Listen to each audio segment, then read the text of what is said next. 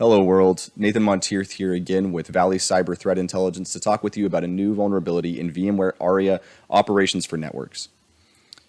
This vulnerability was discovered by the individuals whose names you see at the top of the slide here. It's associated with CVE 2023-34039 and affects versions 6.0 to 6.10. It was patched with version 6.11.0 on August 29th, 2023. And it leverages some static SSH credentials that were installed by the software that are left there on every machine that it's installed on. Now we have a machine running the ZeroLock server and getting ready to throw the exploit. The server, I should note, is only in detection mode currently, and we're going to attack a victim that's on the same network as this machine.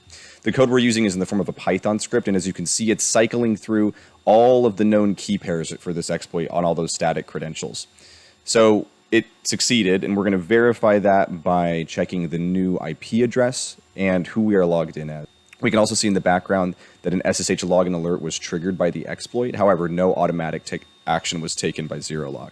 So now I'm going to go ahead and exit this SSH session. We'll see the rest of the exploit code run briefly.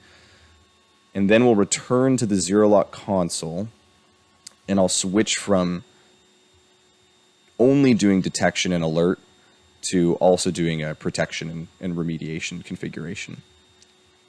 So this will mean that on the next time that we run this exploit, we'll see some slightly different behavior and some slightly different results.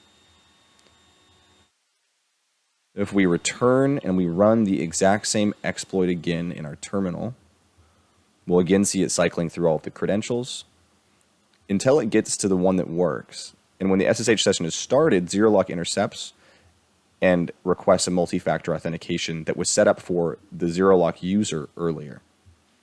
Unfortunately for me as the attacker, I don't have access to the MFA information, and I won't be able to ultimately log in. So for now, we're just going to try a couple of garbage values until we ultimately get a failure and the exploit continues to run.